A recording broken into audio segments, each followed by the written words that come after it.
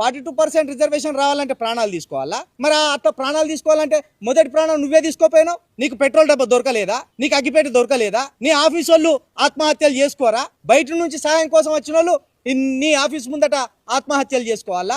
ఇది ఎక్కడి పద్ధతి? తీర్మానం వల్లనే చాలా సామెతలు చెప్తాడు. సో నేను కూడా ఒక సామెత చెప్తాను, ఏడిసే మొగని నమ్మద్దంటారు. సో అట్లనే ఎవరు ఏడవలే, తీర్మానం వల్ల ఒక్కడే దొంగేడుపులు లంగేడుపులు ఏడిచిండు అక్కడ. సాయి ఈశ్వర్చారి ఎన్నిసార్లు ఆ కార్యాలయాన్ని క్యూ న్యూస్ కు పోయిండు, ఎప్పుడెప్పుడు పోయిండు, దాని ఫుటేజ్ మొత్తం బయట పెట్టాలి. ఈ రోజు మీరు వెనక బ్యాక్గ్రౌండ్ వాయిస్ స్పష్టంగా వినొచ్చు. నువ్వు బీసీ కోసం చచ్చిపోతున్నావు కదా, బీసీ కోసం చచ్చిపోతున్నావు, కానీ ఎగేసి అదే మొత్తం డైవర్ట్ చేసే ప్రయత్నం అక్కడ జరిగింది. అసలు అక్కడికి వచ్చినాక పోలీసులకు వీళ్ళు ఎందుకు ఫోన్ చేయలేదు ఇమీడియట్ గా? కాబట్టి ఇవన్నీ కూడా ఇందులో పొందుపరచడం జరిగింది. సాయిశ్వరాచారి ఎందుకు వచ్చిండు, వచ్చిన తర్వాత అక్కడ లోపల ఎవరితోటి మాట్లాడిండు, మాట్లాడినప్పుడు ఆయన తిట్టిర్రా, కొడతామన్నారా, బెదిరించిర్రా, ఏం చేశారు, ఆయన ఎందుకు చనిపోవాల్సి వచ్చింది, ఈ అంశాన్ని చెప్పవలసినటువంటి బాధ్యత తన మీద ఉన్నది. పూటకో పార్టీ, పూటకో వేషం కట్టుకుంటూ పబ్బం గడిపే వ్యక్తివి నువ్వు. ఇలా బీసీ సమాజం కూడా నిన్ను నమ్మేటట్టు లేదు. మాట్లాడితే డిబేట్లల్లా నా ఫోటోకి వచ్చి దండం పెట్టిండు, ఇగో చూడండి, ఇగో ఈ విజువల్ చూడండి అని చెప్పి దండం పెట్టిన ఫోటో తప్ప ఇంకేమన్నా విజువల్స్ చూపిస్తున్నావు? నీ ఛానల్ అట్లీస్ట్ నీ క్యూ న్యూస్లోనన్నా రిలీజ్ చేసిండ్రా?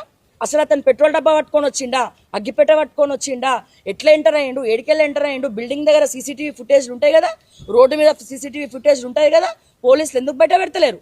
మళ్ళీ నా క్యూ న్యూస్ ఆఫీస్లో ఎందుకు రిలీజ్ చేస్తలేరు? ఇవన్నీ అడుగుతుంటే నీకు మండుతుందా? ఈశ్వరాచారి మీ ఆఫీస్లో ఎవరిని కలిసిండు? మీరు ఆయనని పిలిపించిండ్రా? ఆయనంతలా ఆయన వచ్చిండా?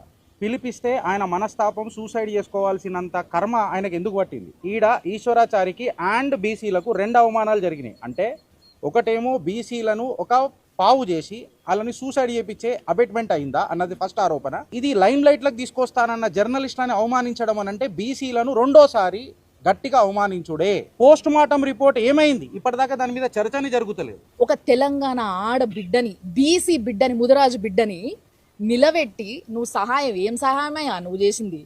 20,000 సహాయం అంటున్నావు, సరే చేసినావు సహాయం, నిలబెట్టి మీదికెళ్ళి తెలంగాణలో ఆడబిడ్డ మన అంటే అన్న కాలు మొక్కుతుందా? ఏడ మొక్కుతుంది? అంటే రజాకారులు నెత్తికెక్కి కూర్చుంటారా నీకు? బలిసింది బాగా నీకు, అందుకోసం నువ్వు ఇట్లా చేస్తున్నావు. ఇంకొకసారి మళ్ళా చెప్తున్నా, పిచ్చి పిచ్చి కథలు చేయకు. బీసీ పోరాటం చేస్తే చిత్తశుద్ధితో చేయి.